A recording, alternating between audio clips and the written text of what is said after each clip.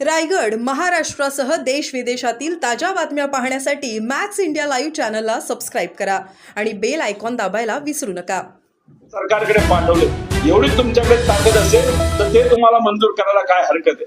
संत गीते बाबा, संत सीताराम बाबा यांच्या इथं जो विकास आराखडा आहे त्याला निधी कमी देतोय सरकार, तर तो निधी तुमच्या अधिकाराच्या अंतर्गत ताकद लावून तो तुम्हाला पूर्ण करायला का जमत नाही।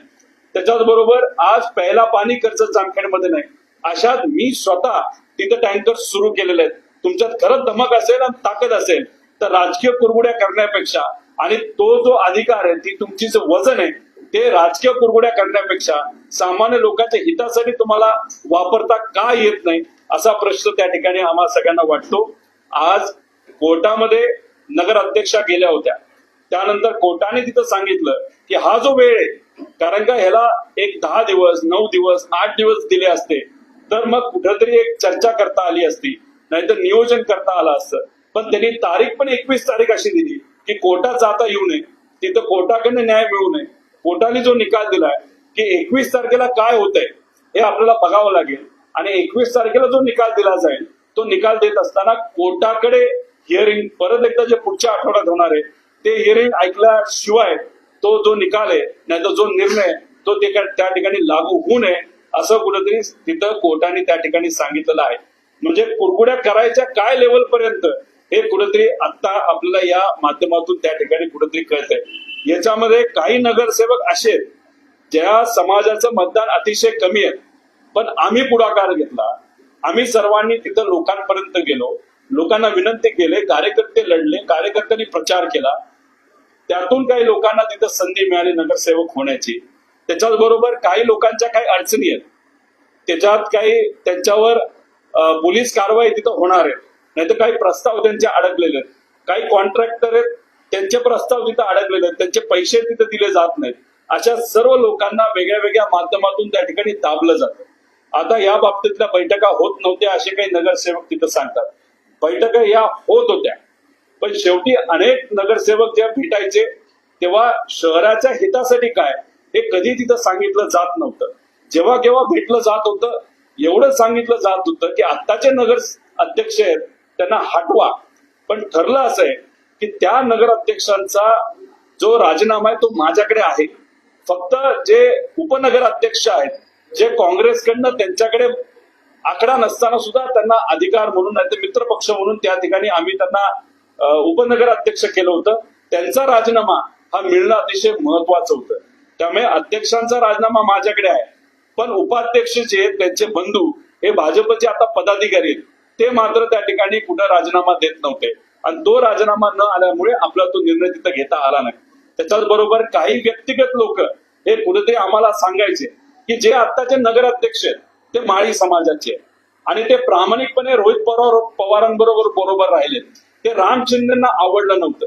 त्यामुळे राम शिंदे सरांनी मुद्दामून त्या सर्व नगरसेवकांना बोलून सांगितलं होतं, काही झालं तरी हे जे माळी समाजाचे नगरसेवक आहेत त्यांना आपल्याला तिथं धडा शिकवायचा आहे। त्यामुळे या लोकांनी मला सुद्धा सांगितलं होतं की हे जे नामदेव बापू राऊत असतील नाही तर उषा राऊत असतील यांना काही झालं तर राम शिंदेला हटवायचंय, तर तुम्ही जर मदत करत नसाल तर आम्ही राम शिंदे सरांकडे जाऊ। मी एवढंच सांगितलं होतं की ज्या ज्या लोकांनी प्रामाणिकपणे माझा प्रचार केला माझ्या विधानसभेसाठी त्या लोकांबरोबर मी राहील आणि फक्त समाज म्हणून नाही ते एक व्यक्ती म्हणून तुम्ही त्याचा विरोध करत असाल ते हे मला चालणार नाही। शहरासाठी काय असेल तर तुम्ही त्या ठिकाणी सांगा, पण योग्य असं उत्तर तिथं आलं नाही। आणि मग राम शिंदे सरांनी जे आज सभापती आहेत त्यांनी त्या ठिकाणी पुढाकार घेऊन जे त्यांना घेता येत नाही राजकीय भूमिका, त्यांनी हे जे काय केलंय ते केलं। आणि दुर्दैव असं की आज अनेक महाराष्ट्राचे प्रश्न हे प्रलंबित आहेत, स्पर्धा परीक्षेच्या विद्यार्थ्यांचे आहेत, शेतकऱ्यांचे आहेत, कष्टकऱ्यांचे आहेत, काही आमच्या माता भगिनींचे प्रश्न प्रलंबित आहेत, त्यांच्या बाबतीत तुम्ही अध्यादेश काढत नाही। फक्त एक नगरपंचायत तुमच्याकडे यावी यासाठी एवढा खटाटोप तुम्ही त्या ठिकाणी करत असाल ते हे कितपत योग्य आहे असं आमच्या सारख्याला वाटतं। आणि उद्या जाऊन असे अनेक निर्णय हे फक्त राजकीय फायद्यासाठी तुम्ही जर तिथे घेणार असाल तर हे सरकार फक्त राजकीय कुरघोड्या करण्यासाठी तुम्ही चालवताय का लोकांच्या हितासाठी, असा त्या ठिकाणी आमचा प्रश्न आहे। पण शेवटी आम्ही लोकांकडे जाऊ, आम्ही कोर्टात जाऊ आणि कोर्टात जाऊन त्या ठिकाणी कोर्टाकडे न्याय मागू, लोकांकडे न्याय मागू। पण अशा पद्धतीने दडपशाही जर त्या ठिकाणी केली जात असेल तर आम्ही कदापि या दडपशाही समोर चुकणार नाही, एवढंच या पत्रकार परिषदेच्या माध्यमातून सांगायचं होतं. आणि तुम्हाला जर कुठले प्रश्न असतील तर प्रश्नाला उत्तर देण्यासाठी मी त्या ठिकाणी तयार आहे.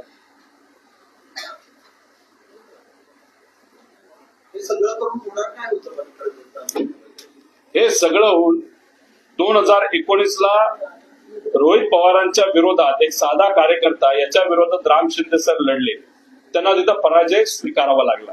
2024ला पैशाचा वापर जे काही ईव्हीएम मध्ये केला असेल नसेल तो त्यांना त्या ठिकाणी माहिती.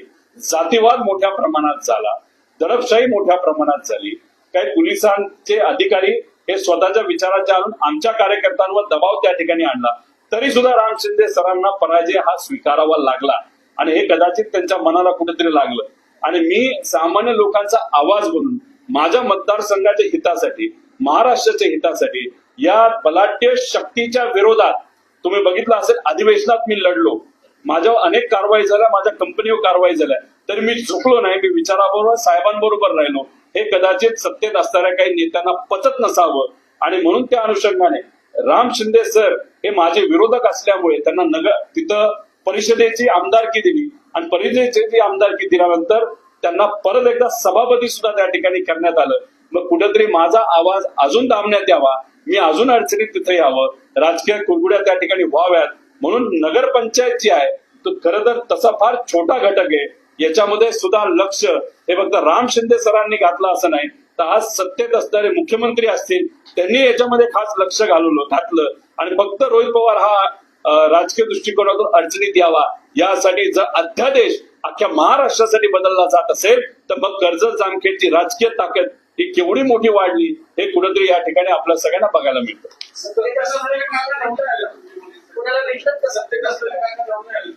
मी कोणालाही भेटलेलो नाही, कोणालाही विनंती केलेली नाही.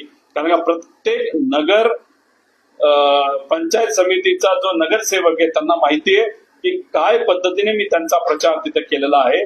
आणि अशा पद्धतीने प्रचार करत असताना जर तुम्हाला फक्त कुठेतरी विकासाच्या निधीचं आमिष दाखवलं जात असेल, तुम्हाला भीती दाखवली जात असेल, तुमचा दबाव आणला जात असेल, तर मग निष्ठा जी त्या ठिकाणी त्या भूमीमध्ये एक पवित्र निष्ठा याला महत्व आहे. कारण का ती संत श्री गोंधळ महाराजांची भूमी आहे. आणि तुम्ही निष्ठेलाच पक्क राहत नसाल, विचारालाच राहत नसाल, तर मग आज तिथं चर्चा करण्याची जरूरत काय. आणि जे आज सत्तेत आहेत त्यांच्याशी बोलायचं कारण काय. कारण का जी काय मंत्री बैठक त्या ठिकाणी झाली, मंडळाची बैठक झाली, त्याचाच तो निर्णय तिथं घेतला. आणि सर्व नेते त्या ठिकाणी असताना सुद्धा कुणी तिथं विरोध हा केला नाही. कदाचित काही लोकांना माहिती नसेल की हा निर्णय हा कर्जतसाठी फक्त आणला जातोय, म्हणून मित्र पक्षाच्या लोकांना त्या बाबतीतलं काही माहिती नसेल. जो काही निर्णय आणला तो फक्त आणि फक्त भाजपने राम शिंदे सरांना खुश करण्यासाठी आणि मला राजकीय दृष्टिकोनातून अडचणीत आणण्यासाठी घेतला, असं कुठेतरी त्या ठिकाणी म्हणावं लागेल.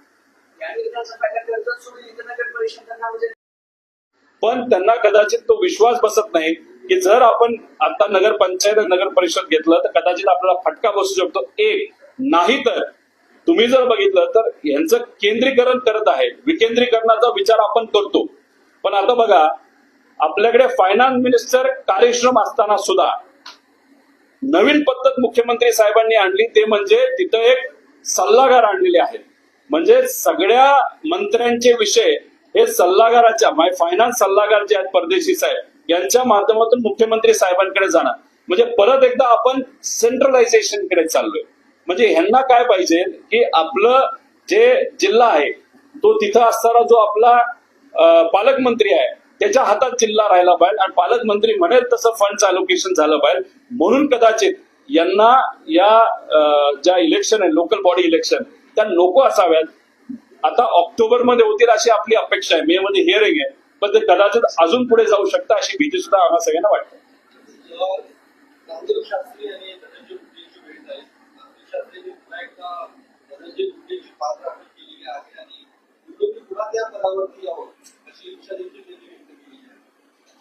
संत श्री भगवान बाबांचे विचार आपण जर बघितलं तर फार महान होते.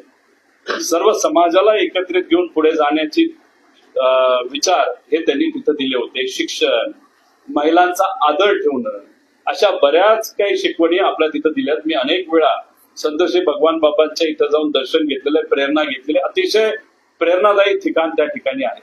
खरं तर शास्त्री महाराजांनी काय संदेश दिलाय, काय स्टेटमेंट दिलंय हे मी त्या ठिकाणी ऐकलेलं नाही. पण संतांच्या विचाराने चालणारे जे कोणी महंत असतील, नाहीतर तिथं असणारे प्रमुख असतील, मला असं वाटत नाही की एवढं वातावरण हे त्यांच्या म्हणजे नेत्याच्या विरोधात असताना ते असं कुठेतरी एखादं स्टेटमेंट दिलं असेल तर ते मला समजून घ्यावं लागेल आणि त्याच्यानंतरच त्या ठिकाणी मला याच्यावर जास्त डिटेलमध्ये वक्तव्य करता येईल.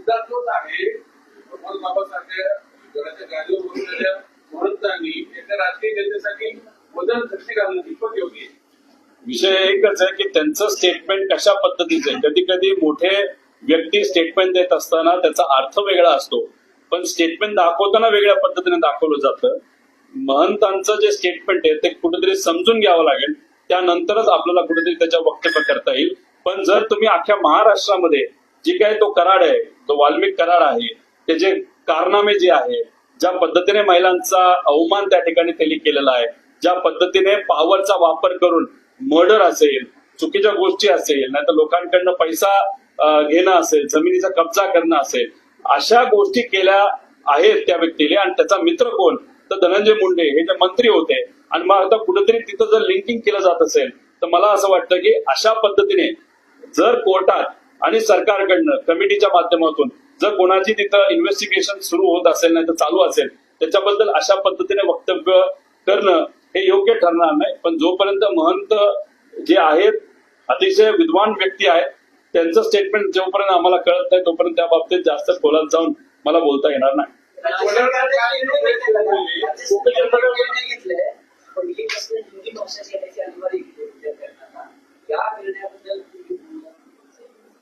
हे बघा, मराठी प्रथम, बाकी सगळं त्याच्यानंतर. तुम्ही या सरकारचं जर बघितलं तर ह्यांना धाडस नाही, यांच्यात ती क्षमता नाही केंद्र सरकारचा विरोध करण्याची. आम्ही काय म्हणत होतो, मराठी भाषा ही महत्वाची आहे, पण त्यांचे नेते काय म्हणत होते, नाही दुसरी कुठली भाषा असेल तरी चालेल, गुजराती चालेल, हिंदी चालेल. पण याच्यामध्ये तुम्ही जर दुर्दैव बघितलं तर आपण आजपर्यंत अख्ख्या देशाला दिशा दिली, पण आज राज्याचे जे एज्युकेशन मिनिस्टर आहेत ते काय म्हणतात, सीबीएसई बोर्ड आता आपल्याला टप्प्याटप्प्याने स्वीकारावं लागेल. आता एसएससी बोर्डला आपले जे शिक्षणाचे तज्ञ जे अनेक आहेत महाराष्ट्रामध्ये त्यांना विश्वासात घेऊन आपलंच बोर्ड असं का आपण करत नाही की जे सीबीएसई पेक्षा चांगलं आहे. पण नाही, आम्हाला शॉर्टकट तिथं कुठेतरी घ्यायचं आहे. आता याच्यामध्ये केंद्र सरकार म्हणते हिंदी हे कंपल्सरी आहे आणि दुसऱ्या बाजूला राज्याचे जे एज्युकेशन मिनिस्टर आहेत ते म्हणतात सीबीएसई बोर्ड आम्ही कॉपी करतो. म्हणजे राज्य सरकार अप्रत्यक्ष नाही तर प्रत्यक्षपणे हे जे हिंदी भाषा कंपल्सरी केली जाते, मराठी भाषेला बाजूला करून हिंदी भाषा ही कुठेतरी मेन भाषा म्हणून स्वीकार करत आहे असं कुठेतरी आपल्याला म्हणावं लागेल. म्हणजे केंद्र सरकार जे बोलतंय ते दुर्दैवाने राज्य सरकार हे स्वीकारत चाललंय. अशी परिस्थिती आज आपल्या राज्यामध्ये असं आपल्याला म्हणावं लागेल. भूपेंद्र पडळकर यांनी काल प्रेस घेतली, ते म्हणतात की शरद पवार त्यांना हवा तसा इतिहास लिहावा, कुठल्या जातीला माती द्यायचं, कुठली जात वर आणायची, हे त्यांनी 2 वर्षात इतिहास लिहावा त्यांना हवा तसा. पवार साहेबांवर बोलल्याशिवाय राजकारण होत नाही, बातम्या होत नाही, हे अनेक नेत्यांना तिथं माहिती आहे. ज्या व्यक्तीचं तुम्ही नाव घेतलं यांच्या मागे कोण नेता हे तुम्ही समजून घेतलं पाहिजे. हे जे 3-4 असेच ठेवलेले लोक आहेत, नाही तर राजकीय दृष्टिकोनातून असे जे पाळलेली लोक आहेत फक्त भुंकण्यासाठी, याच्या मागे जर कोणी असेल तर एक भाजपचा फार मोठा नेता आहे. त्यांचं धाडस होत नाही बोलायचं, कारण त्यांना असं दाखवायचं ते फार सोजवळ आहेत, फार विचारवंत आहेत, फार अभ्यासू नेते आहेत. म्हणून त्यांनी अशा लोकांना पुढे केले आणि हे राजकीय दृष्टिकोनातून भुंकत बसतात. खऱ्या अर्थाने जर त्या नेत्यांमध्ये क्षमता असेल तर हे राजकीय दृष्टिकोनात भुंकणाऱ्या लोकांना आवरण्याचं काम ते मोठे भाजपचे नेते करू शकतात, पण त्यांना ते करायचं नाही. त्यामुळे ज्या व्यक्तीच्या मागे एक नेता म्हणतो चल उठ आता राजकीय दृष्टिकोनात भुंकायला लाग, या अशा लोकांबद्दल बोलून आपण वेळ कशाला खर्चायचा असं मला तरी वाटतं. आज एमपीएससीची परीक्षा पुढे ढकलली, ठीक आहे, चांगली गोष्ट आहे, मागणी मान्य झाली, पण या निमित्तानं एमपीएससी क्लासेस वाले असतील किंवा ते सगळा जो घोटाळा असेल, पोलिसांनी चौकशी सगळी सुरू केलेली आहे. 700 कोटीची टेंडर असतं वर्षभराची, बाकी सारखी महायुती आणि सगळ्याची, तर ते कुठेतरी बाहेर येईल. बघा, मुलांची मागणी काय होती, जो निकाल लागला तो उशिरा लागला, वेगळ्या वेगळ्या कारणांमुळे असेल. आणि तो उशिरा लागल्यानंतर आम्हाला 45 ते 60 दिवस अभ्यासाला असावेत एवढीच तर मागणी होती आणि सगळ्यांची होती. त्यासाठी त्यांना मुख्यमंत्र्यांकडे जावं लागलं. आता ठीक आहे, त्यांना वेळ मिळाला नसेल ती वेगळी गोष्ट आहे. आदरणीय पवार साहेबांना भेटले, पवार साहेब आयोगाशी बोलले. आयोगाशी बोलल्यानंतर आयोगाने बैठक लावली. बैठक लावल्यानंतर ज्या मुलांच्या मागण्या होत्या त्या योग्य वाटल्या आयोगाला, त्या पद्धतीने त्यांनी तो निर्णय घेतला. आता याच्यामध्ये मुलं स्वतःच्या हितासाठी, स्वतःच्या हक्कासाठी लढत असतील तर त्यात काय हरकत आहे. त्याच्याच बरोबर जे अजून जे याची एक्झाम आहे, म्हणजे अजून ती प्रलंबित आहे आपली, कंबाईनच्या जागा वाढून द्या ही आम्ही मागणी केली. लोकांनी, मुलांनी मागणी केली. इलेक्शनच्या काळामध्ये आम्ही भरती अशी करू की लोकांना काहीच अडचण येणार नाही, अशा भाषणं याच नेत्यांनी केली होती ना. पण अजूनपर्यंत मागणी ही आयोगाला कंबाईनसाठी राज्य सरकारने दिली नाही. त्यासाठी आंदोलनाला बसलेत. आता हे काय करतात, पोलीस प्रशासनाला पुढे करून हे पोलीस प्रशासन जाते क्लासेसकडे आणि म्हणतंय.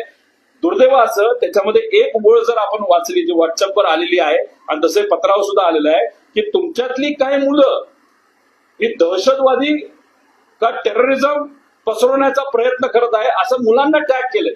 म्हणजे गरिबाची मुलं, शेतकऱ्याची मुलं, कष्टकऱ्याची मुलं, ग्रामीण शहरी भागातली मुलं ती स्वतःच्या हक्कासाठी आंदोलन करत असतील तर तुम्ही त्यांना काय म्हणताय, टेररिस्ट म्हणता. म्हणजे तुमचं ऐकत नाही ना, तर स्वतःच्या हक्कासाठी ते लढत असतील